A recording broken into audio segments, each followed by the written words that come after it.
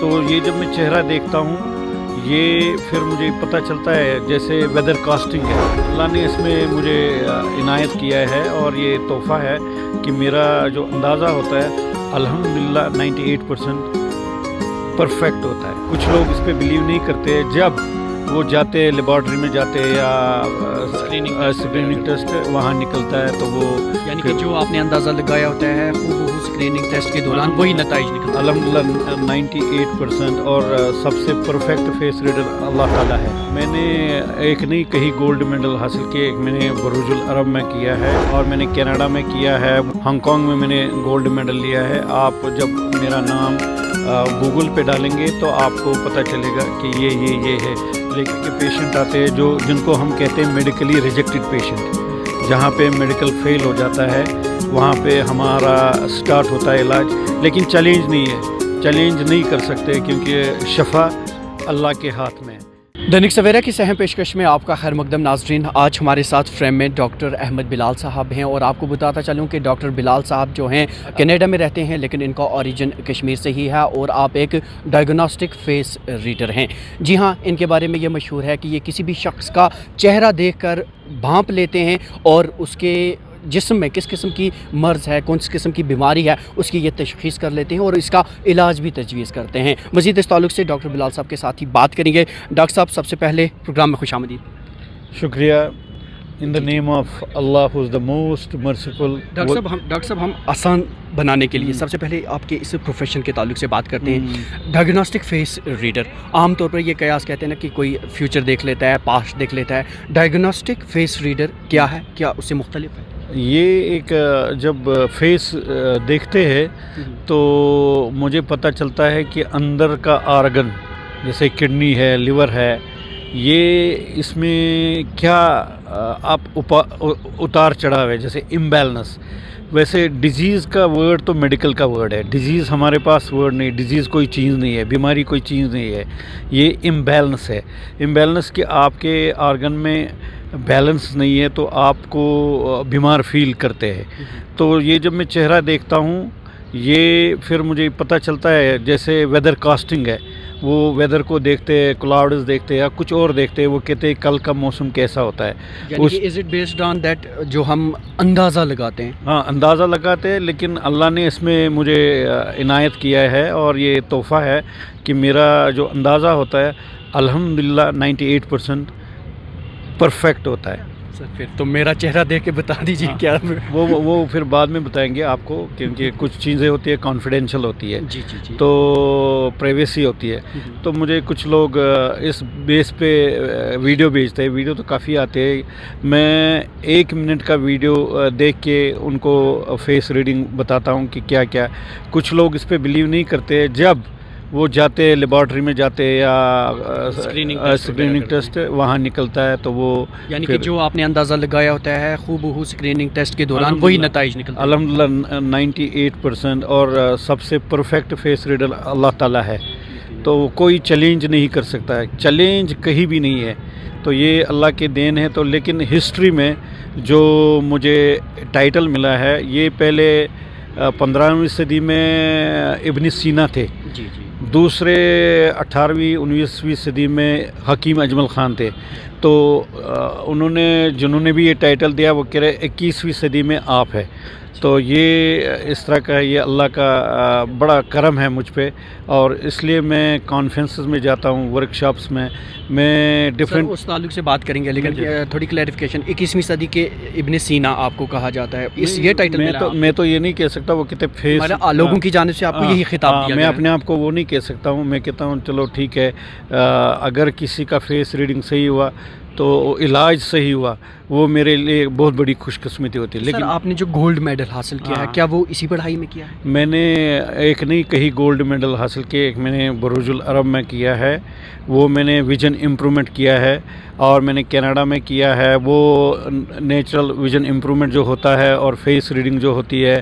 Hong Kong میں نے gold medal لیا ہے. آپ جب میرا نام गूगल पे डालेंगे तो आपको पता चलेगा कि ये है, लेकिन ये कोई बड़ी बात नहीं है, कोई कमाल नहीं है, बस अल्लाह का एक पर्दा है। क्योंकि आप तवल्लुद कश्मीर में हुए हैं, तो कनाडा तक कैसे आपका जाना हुआ? बस ये एक बहुत बड़ी स्ट्रगल थी, और ये समझे कि अल्लाह ने जिस वक्त में निकला उस वक्त पासपोर्ट भी नहीं बनता था, और बस ये समझे कि अल्लाह को मंजूर था, मेरा रिज़्क इस तरह का था और मैं वहाँ पे पहुँच गया। तो जो लोग आपसे मुंसलिक हैं, जो लोग आपके पास आ रहे हैं, आप उनका फेस रीड कर रहे हैं, बाद में जब आपके लगाया गया अंदाज़ा सच साबित होता है, उनका इलाज हो जाता है, किस तरह का रेस्पॉन्स मिलता है?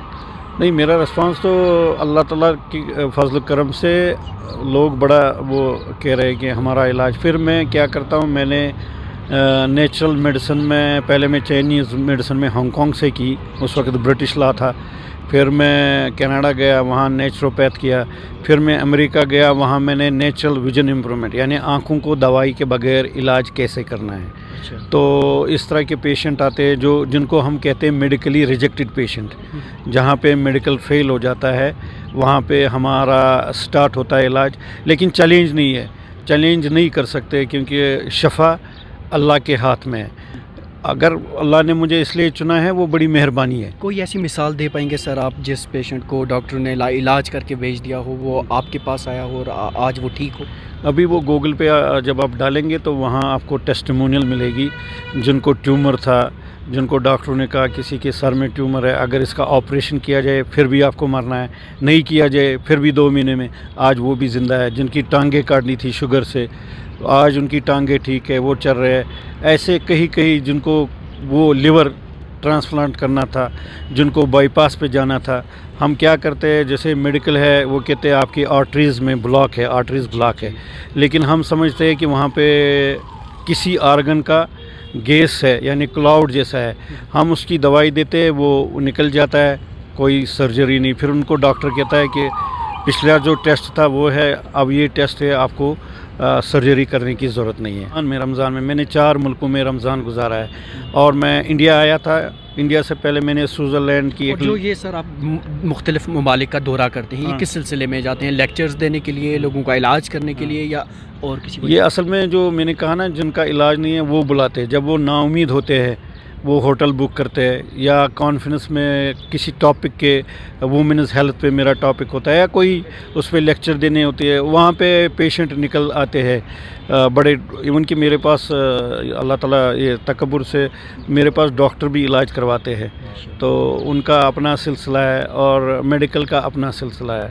तो मैं अभी भी कहता हूँ, चैलेंज किसी चीज़ में नहीं है। ये लिखने का शौक़ कैसे हुआ? लिखने का मैं तब छोटा था, ग्रेड 7-8 में मैं छोटे छोटे कॉलम लिखता था आफ्ताब में, और मुझे बड़ी एनकरेज मिली। लेकिन लोग यहाँ समटाइम क्रिटिक्स भी है, तो उस जो उन्होंने तनकीद की उसके पुश ने मुझे बाहर कर दिया। तो अभी आपकी अल्हम्दुलिल्लाह वो लाइफ और ये लाइफ दोनों पैरेलल चल रही हैं? नहीं, मैं ऐसे करता हूँ, मैं हेल्थ पे ज़्यादा लिखता हूँ, पोइट्रीज़ लिखता हूँ, और जस्टिस पे लिखता हूँ, और डिफरेंट टॉपिक्स पे पोइट्री भी लिखता हूँ। मेरा कोट सुबह होता है, हर मैसेज होती है एक इंग्लिश में कि ये ठीक है, वो ठीक नहीं है। वो मेरे पेशेंटों को, इवन कि कोविड जब था, मैंने पोइट्री लिखी इम्यून सिस्टम। मेरी एक लॉयर वकील थी, उसको पूरा था कि मुझे बस ये एंड है, वर्ल्ड एंड हो गया। जब मैंने उसको अपनी वो पोम भेजी है, तो उसने फिर मुझे रिस्पांस दिया कि मुझे हौसला हो गया। मैंने समझा कि लॉकडाउन मतलब ये कुछ नहीं है जब तक अपने आप को विल पावर नहीं देंगे। सर तजस्सुस तो बहुत है, बहुत कुछ आपके बारे में जाने, लेकिन वक्त की कमी है। फ़िलहाल आपने अपने कीमती वक्त में से हमें वक्त दिया, बहुत बहुत शुक्रिया आपका। शुक्रिया आपका भी, और शुक्रिया इस कौम में मैं पैदा हुआ हूँ, और इस कौम के लिए मैं कुछ भी करने के लिए तैयार हूँ। लेकिन जब कोई और उठे, हमारे जवान उठे, इस फील्ड में आ जाए, तो मैं हमेशा आगे हूँ।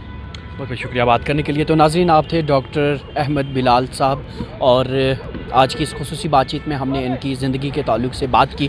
आइंदा कोशिश रही तो इनके ताल्लुक से मज़ीद जानने की कोशिश करेंगे, ख़ास तौर पर जो इनका फेस रीडिंग का कंसेप्ट है उसे भी एलाबोरेट कर आप तक ज़रूर पहुँचाने की कोशिश करेंगे। दैनिक सवेरा के लिए श्रीनगर से कैमरामैन यसरफ खान के साथ मैं ज़ुबैर कुरैशी।